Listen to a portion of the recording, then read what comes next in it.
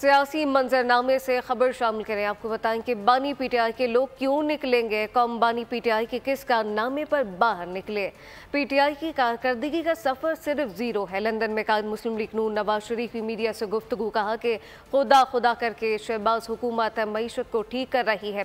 पाकिस्तान के माशी इशारे बेहतर हुए, जबकि पीटीआई के दौर में हमने बदतरीन जुल्म बर्दाश्त किया। पार्लियामेंट को माजी में भी गलत फैसले करने पर सामने खड़ा किया गया। दोबारा खलल ना डाला गया तो हालात संवार लेंगे। इमरान साहब ने अपने दौर में किया क्या है जो लोग उनके लिए बाहर निकलेंगे? ज़रा मुझे ये बताएं, उनके किस कारनामे पे बाहर निकले? उनकी कारकर्दगी तो सिफर है।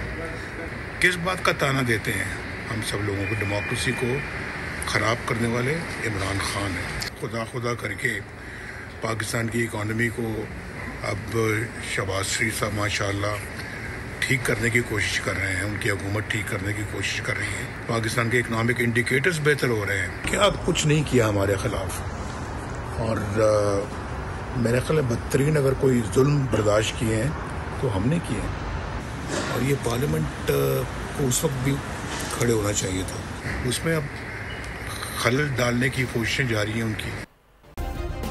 सब्सक्राइब करें और बेल दबाएं ताकि कोई खबर रह न जाए।